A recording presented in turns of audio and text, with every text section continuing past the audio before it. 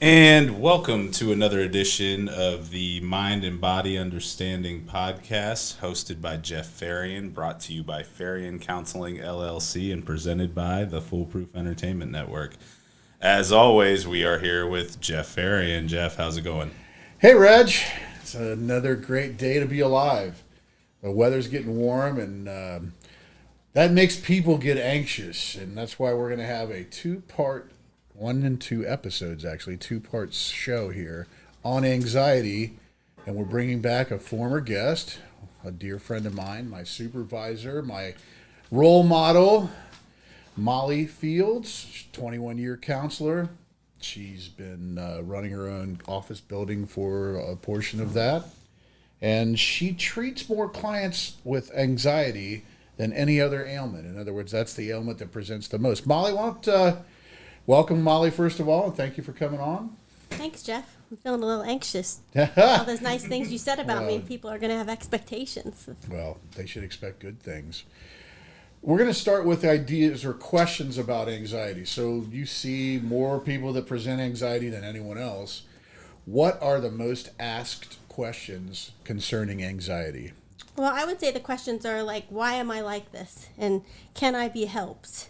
And they just seem confused about, where it comes from. And so that leads to a lot of good conversation. But did you know there are 40 million adults in the United States who are anxious? And that's before the pandemic. So probably now it's like 100 million. I think, right. I can't imagine an adult that's not anxious about coronavirus. And if they're not, they probably should go to a counselor anyways for lack of sanity. I mean, this is a nervous time for everybody. Are there any other questions that people ask that are common? I think they just want to understand it better. They want to understand themselves better and why this is happening. Okay. Well, can you give us a breakdown or a brief history, I guess, of where anxiety comes, where from it comes? How do you say that, Reg? Where does it come from? Thank you. I didn't want to end with the preposition, all right? Sorry. I'm trying to be Harvard-like here. Mr. English over here. Well, so that's the complicated thing about anxiety. It comes from a lot of places. It's not a simple answer, and it's different for everybody. Just like everybody's fingerprints different, anxiety is different for everybody. But we see it come a lot from trauma. If someone's had some really bad stuff happen to them, they're going to presume or assume that it's going to happen again, or that the next thing is around the corner. And then a lot of people grow up in anxious households. So conditioning, what we live in, we learn. And so if you're growing up with anxious parents, you're going to become anxious. Okay. And then biology has effect on it. We know genetics, there can be a predisposition for that. Not managing other emotions well, and then everything gets funneled into anxiety. So let's say they're really sad, but they're uncomfortable being sad. They can become anxious as a way to manage or not have to deal with the sad. Okay. So complicated. I mean, I've always thought that, and I'm sure we'll talk about this later in this episode or the next episode, but that anxiety can have positive benefits. I mean, is there any type of history of the positive benefits of anxiety, how it helps people? Well, I mean, anxiety certainly allows people to have empathy for other people. You know what I mean? Anytime we're dealing with hard stuff ourselves, we're going to be more empathic toward other people who have hard stuff, and that's a really critical element to relationships, to be able to be understanding and appreciate where other people are coming from. And it also is going to keep people on the top of their game. That's what I was going to say. I was going to ask if it helps or hurts focus.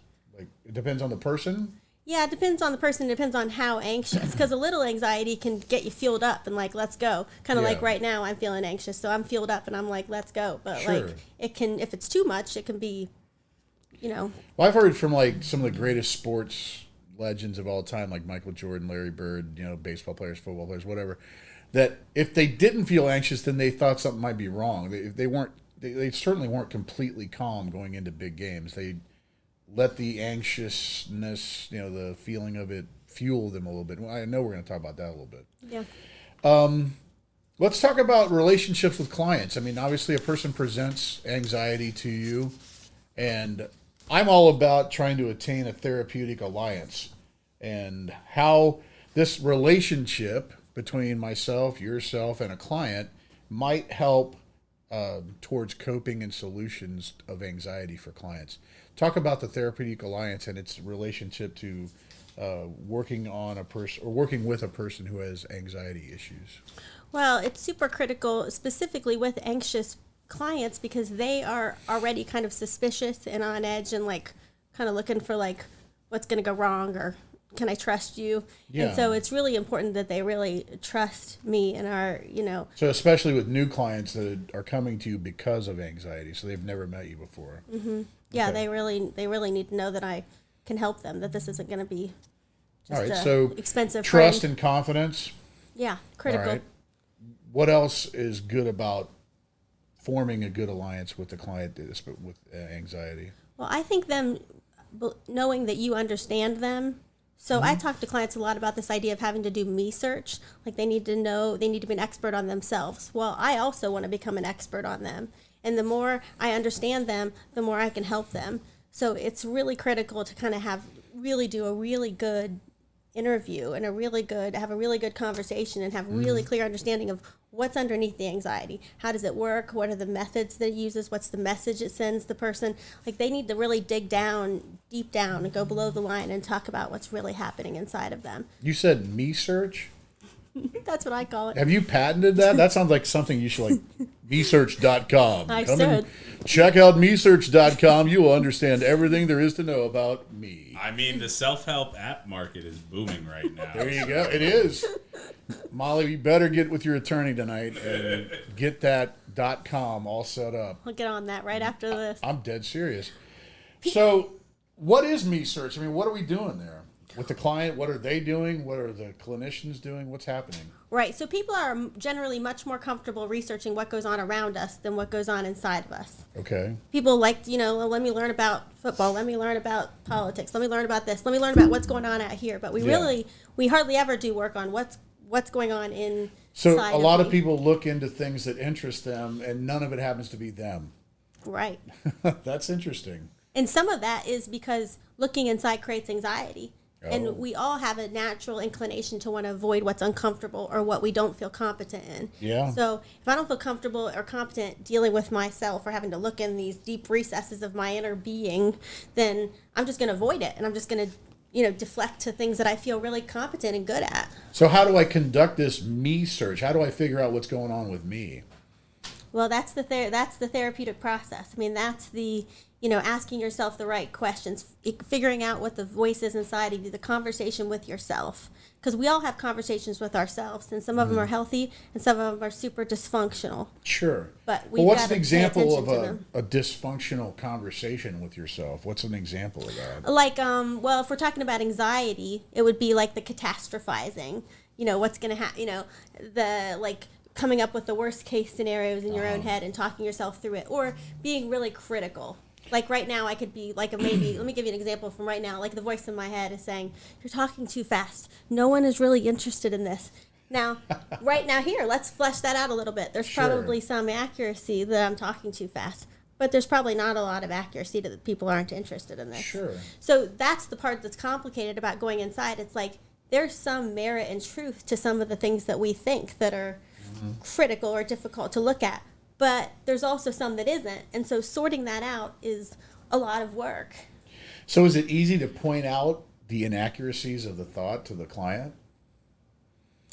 It depends on how far you are into the process. Because if I have a client I've seen for a long time, I could be just completely real and transparent and not have to be careful. But if it's a newer client, I'm going to soft serve that a little bit. Or I'm going to help them come to it, the answer themselves. I'm not Okay. going to say it. I'm going to ask enough questions that get them to that answer. Okay.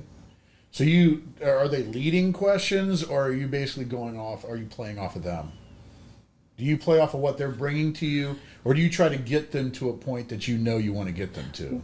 Both, but I want to stay with what they're bringing because that's the most interesting part, and that's what's going to drive them to reach their goal, is to stay with where they are and get them to where they want to be.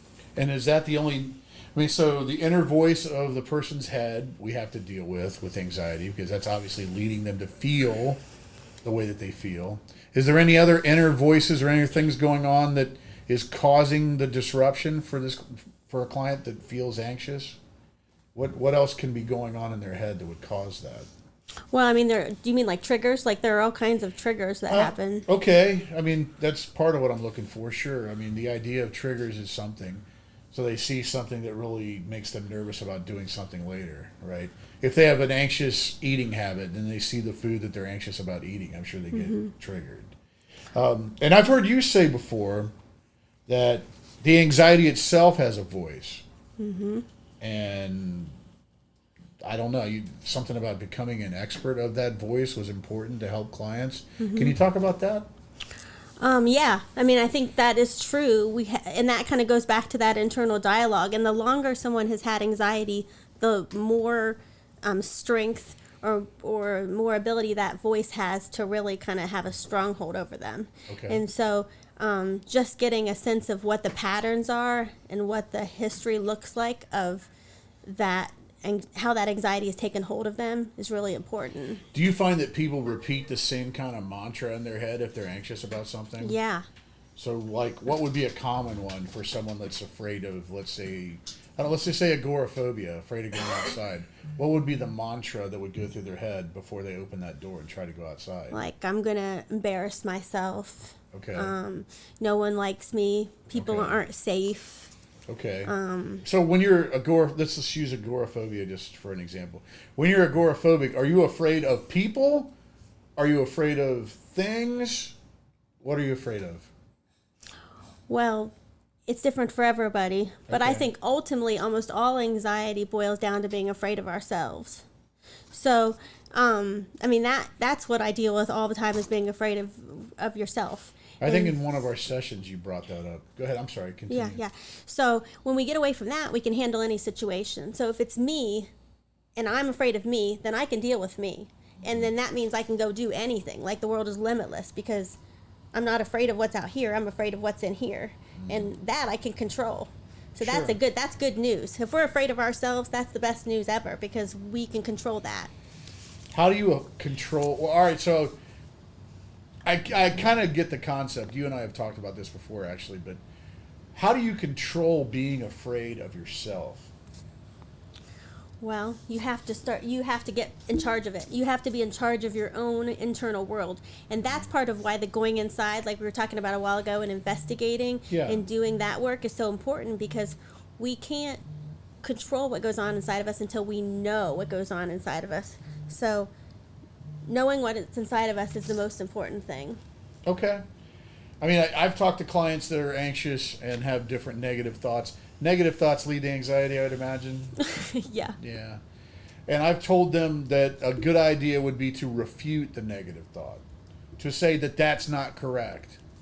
Not to say that it's completely wrong, but it's not correct that I think I'm stupid, or it's not correct that people always make fun of me, or it's not correct that, so on and so on. Whatever the negative thought is, I tell them to practice the habit. They don't have to say it out loud. I don't know what them walking around talking to themselves, which would exacerbate the issue even worse. But I want them to say to themselves in their internal dialogue that I'm not good enough. That's not correct. You are good enough. Yeah. And just have that talk with yourself to try to refute it and to deal with it immediately. Yeah, disrupting the pattern. Okay. Because we live in patterns, and so disrupting the pattern is critical to any change. And that takes being able to talk about the things people don't want to talk about. And one of my notes here is to talk about going below the line. And I want you to explain to our audience, to Reg, to me, that why is therapy about going below the line? Right. So I talk a lot about below the line conversations and above the line conversations. And sometimes I'll use a whiteboard and just draw a line right in the middle. And we'll talk about that most of the time people stay up here above the line, meaning we talk about things, people, life, what's just happened, what's going on in the world, that kind of stuff. Below the line conversations are the deeper things, like what we're feeling, what we're thinking, our ideology, our perspective on life, the scarier things, the spiritual things, the more mystical things, like the deeper things. And most of the time people stay above the line because it's safer. Okay. There's less risk involved, there's less conflict, it's less messy. People less just threat. don't want to do it. Right. I talked to a client, or it was actually a couple's client, about this the other day. I said, and tell me if I'm on the right path with this. I discussed how the majority of the things that they're conflict about and are angry about and are things that they're not discussing. Yes. And how does that ideology, that thought, apply to anxiety? I mean, how do we plug in the idea of talking about things we're not normally talking about to work on the fact that I'm anxious about something? Yeah. So when we start talking about the things that we're really anxious about, it takes the power away from them. It's the things that we don't talk about that have the most power over us, because it stays the same in our heads. It stays stuck. Then it becomes a cognitive loop where we're just thinking about that thing the same way, and it's causing almost like a shame cycle, or at least some kind of dysfunctional thing going on in there that we want to avoid. But we've got to get them to get it on the table. And that's why therapy is so important, and that's why the confidentiality and the alliance and all of these things are so critical, because they have to be able to share things in therapy that they would never share anywhere else. Are you a boxing fan? I can be. So you've watched boxing, you get I've boxing. seen it. I mean, we'll have to go on Cliff's show to talk about this a little more. I mean, if you'd like to talk more about boxing, hit the showers tonight, 6:30. Good luck with that, Cliff. Anyways, the analogy, the metaphor I'm going to use with boxing is when they do the weigh-in and then the two guys stand there facing each other. Obviously, they're trying to show that they're not afraid of each other. And sometimes there's taunting and trash talk and things like that. I think that's what you're talking about with staring down and not being afraid of whatever it is that's making you anxious or afraid. Totally. So it's kind of like, if I look at this guy right in the face and I tell him I'm going to kick your butt tonight or whatever, then I'm showing I'm not afraid. Yeah. Now, is there falsity to that? I mean, can you see clients that are very anxious about dogs, let's say, but they won't go within 100 feet of a dog no matter what? So there's not even, what's that therapy called where you make Emergent. Emergent. Is that something that helps anxiety as well, or is this even relevant? Yeah, staring things down is really good. And yeah, I mean, immersion therapy works and that kind of stuff works. But if we are going back to what we said originally we're anxiety at the heart of it is being afraid of yourself, then ultimately you got to stare down yourself. Okay. And that is the good news about that is that you can do successfully. Do you ever use a mirror? I haven't gone that cheesy yet, but I mean, is that relevant though? I mean, once again, is it relevant? Would it be relevant for a person to look at themselves in the mirror and say, everything that I think about myself is not correct and I'm a good person? It's what's that, self-affirmation almost. Is that something that's used in anxiety treatment? Yeah, I think whatever works, use it. You know, so to me, I think experiment. It can't hurt. It's like, okay, if it doesn't work, next, you know. And do you find that people work themselves through this, or do they just work with ways to live with it? Yeah, I think, I mean, obviously, with people who've had trauma, really significant, you know, bad stuff happen, they're probably going to have to carry that and live with that to some degree. But a lot of anxiety is very, you're able to get over it. I mean, there are people who are not anxious anymore, and, you know, that's not a thing for them anymore. So, yeah, it for real it doesn't just have to be coped with, it can be dismissed. And you told me in our pre-interview that this is tricky to treat. And you talked about some things that you want to elaborate on today, obviously, about it. But what is secondary gain? What does that have to do with this? Right. So secondary gain means there's a payoff to holding on to dysfunctional behavior. Anything we've done, we do it because it works to some degree. So anxiety to some degree works because, like we talked about a little earlier, it can be fuel. It can keep us on edge. It can make us, you know, I mean, it does things that are positive to some degree. So it's hard for people to want to let completely go of anxiety because they're afraid they're going to become a slug, or they're going to lose their edge, or they're going to, you know, whatever. There's going to be problems with that. I always think about power tools. You should be a little anxious using a chainsaw. Right. If you're not, you're probably going to cut your arm off. So you should be a little anxious doing something like that. I mean, seriously, when you drive a car, you should be at least slightly anxious because you're driving a 2,000 pound or higher weight vehicle, and you could kill somebody if you're not careful about it.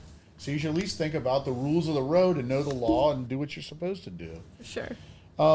What's identity based? What is that? Well, people who have been anxious their whole lives, let's say it's biological or it's early trauma or they were conditioned in a household of anxiety, that's part of who they are. I mean, that's been built and cooked into them, and so they're going to be hesitant to let that go because it feels like a piece of them is missing, or is going to be missing. And so, do they fight against you? I would say it's passive, but like resistance. I would well, say they came to you in the resistance. first place, so they obviously want to do something about it. Then how do you discover that's a part of their identity? Well, because people want to be more comfortable, but they don't necessarily want to change their whole way of thinking. Right. And to be more comfortable, I mean, we can take the edge off, but that's not the same as like healing or growing or changing. Yeah. And so, did that speak to that? I think so. Comfortable makes me think of the old adage, if you're nervous speaking in front of people, imagine them in their underwear. Does that actually do anything? I mean, how is that helping the person that's nervous? Wouldn't it make them more nervous if the whole audience was naked? And just be a distraction. Yeah, I mean, it would just be weird. I don't know why I thought of that. That just made me think of that because you want to be comfortable, and they always told you, imagine the audience in their underwear or naked. Like, that would make it worse to me, I think. I don't know. I don't think it would be any better. And that discomfort is the symptom that people come in the most often for. I just can't stand it. I'm so uncomfortable now. Yeah. I've been putting this off for years, but it's reached a level of like I'm crawling out of my skin. So that makes me, because when I was in counseling school at Ashland Theological Seminary, they taught us to get all of the intake information, not just the verbal. So when you're talking to a person that's anxious, what do they look like? What do they present physically to you that makes you know that they have some problems or issues with anxiety? What's that look like? Well, it depends on if it's an extrovert or an introvert. Okay. Extroverts, their energy is all out here, so you can see it. They're like, you can almost see their heart palpitating. Yeah. They're like, moving around. They're super uncomfortable So extroverts will show it more physically? because their energy's out here. But introverts, their energy's all inside, and so you can hardly tell. A lot of times someone is completely miserable, like they're just dying inside, and you wouldn't even know it because You don't they're even see presenting... like their eyes moving or maybe some flop sweat or something that might be indicative of a higher pulse or a higher like heart rate. Sometimes you can see that. But definitely you're right. We have to pay attention to nonverbals. They're like a critical element. People grind their teeth. Is that anxiety? Yeah. Turning and tossing in your sleep. Is that anxiety? Mm-hmm. Or not sleeping. A lot of times that's what I hear is just not sleeping. Yeah. Yeah. I've heard a lot of people are either sleeping way too much during the pandemic or not sleeping at all in the pandemic. Either way. Are those both signs of anxiety? Yes. But they're also both signs of depression? Yeah. Probably the not sleeping all the time is more of a sign of depression than anxiety. Yeah. And eating and gaining the pandemic 15. Right. That's depression. Okay. Now, you already talked about this, but we can talk. There's two different phrases that you gave me.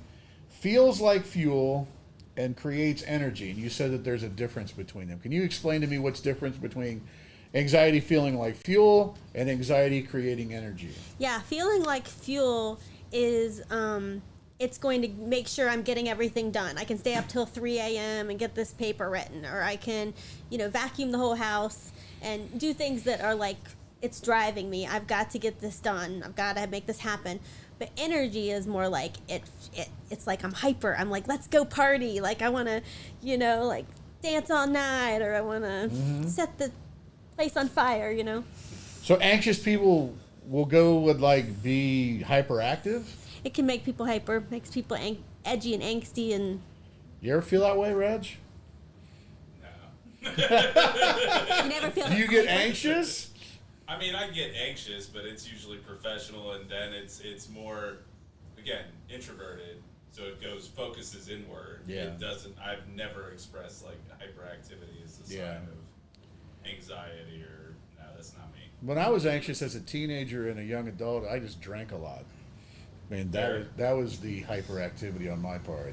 Said Papa Joe's on top of the picnic tables or whatever, But as an adult, I don't see myself with the same problems. I mean, and the last thing I wanted to ask you on this episode, Molly, is what's the difference between having an anxiety issue and having anxiety attacks? What's the difference between those two things? Well, I mean, an anxiety attack or a panic attack would be a form of anxiety. Okay. So there's a bunch of things that fall under the anxiety disorders: OCD, panic attacks, generalized anxiety disorder, PTSD. Yeah. Those are all anxiety disorders. So, but a panic attack is where your body is almost going to war with you. I mean, it's an actual like physical sensation, and people will describe it as feeling like they're dying. Okay. Like I can't get my breath, I can't get my thought, I'm melting. I mean, it's like it feels like death to people. Like a heart attack. Right. That's what it gets, I think, confused with the most is a heart attack. Your chest feels tight, you're short breath, you're sweating, your pulse rate's up. And those are more rare. That's a rarer thing than like Anxiety attack? Generalized anxiety disorder, meaning like lots of different kinds of anxiety, is more, I would say, common than panic attacks. Yeah. People just having anxious thoughts about certain things. Is it usually focused on certain things, or is there just in general I'm anxious about the world? I mean, or is it focused on certain things? Or is that more of a phobia? Well, generalized anxiety can become focused anxiety. So like, I can be like just anxious about lots of different things and then start to focus in on, one thing or this thing. And sometimes it takes turns. It's like one thing pops in. Yeah. I'm anxious about that for a while. Another thing pops in. I'm anxious about that for a while. Is that called phobia, though? Like if I become hyper fixated on germs, is that more of a phobia than being just anxious about germs? Yeah, phobia would be, something that you're hyper focused on and uncomfortable with. But OCD, which is more like which is the obsessive compulsive, that would be the thing that is more like germ based or like cleanliness based or just obsessive about certain things, compulsive behaviorally. Washing your hands so they bleed. Yeah, That or was, even there's even cognitive. death. There's even cognitive OCD where you just like you'll have a conversation, you'll think about that conversation 100 times, and I can't stop thinking about it. I need to go apologize for it, and I need to apologize a bunch of times for it, or like it takes different forms. So I'm guessing anxious people have difficulty with relationships.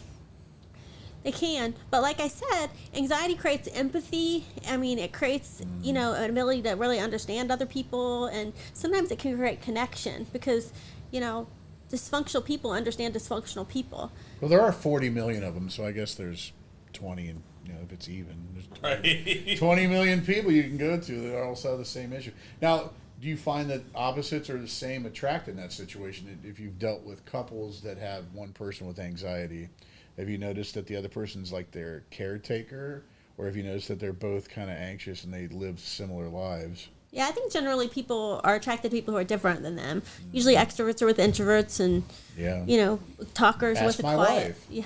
Mine too. And a talker's with a quiet person. I mean, usually we have the yin and the yang, like we balance each other out. So I think you've already talked about this, but one last item that you had here on our talk sheet was it's not easily replaced. Yeah. So, I mean, when people are anxious, they spend a lot of time on that in their heads, and even behaviorally sometimes there's a lot of dysfunctional behavior. And so trying to figure out what are we going to do to change that thought? What are you going to put in its place? What are you going to put in that behavior's place so that you don't continue those same patterns? Sure. And what do you suggest? Well, I mean, that goes back to, I hate to keep saying it, but that just goes back to everyone's really different, and they have to experiment and come up with what works Are for we them. talking about hobbies? Are we talking about activities? Are we talking about thoughts? I mean, what do you mean? Behaviorally, yeah, we're going to talk about hobbies and things that they're doing, but in their heads, we're talking about like new mantras or new ways of thinking about things. So are you new just ideology. reversing what they're saying in a mantra? Like if I'm saying I'm not good enough, are you just going to have them say I'm good enough? I mean, or is it more complex than that? It's more complex than that. So what would be a mantra for I'm not good enough? It would be trying to build their identity to a better place so that it's not just I'm good enough, but it's like, here are the things that I offer. Here are the things that I bring to the table. If I have social phobia and I'm going out to a party, I may have them think about all the different things that how successful they are relationally, or what they could talk about, or just doing things so they're more prepared and they feel better about who they are showing up wherever they're going. Okay. Any last thoughts that you have for this episode, Molly? I'm giving you all of them. I'm telling you right now, you should feel much better because you did excellent on this show. You did, and I think we fixed the audio issues from the last time. So You can hear clearly. If your son wasn't thundering back and forth upstairs, we probably would have perfect. you can't win them all. God bless him. All right, well, that's it for this Anxiety Part 1. Please stay tuned for Anxiety Part 2. Just find it there on your podcast searcher there. I don't know what it's called, Reggie, so don't make fun of me. And we will see you on the next episode. This is Jeff Pharion signing off.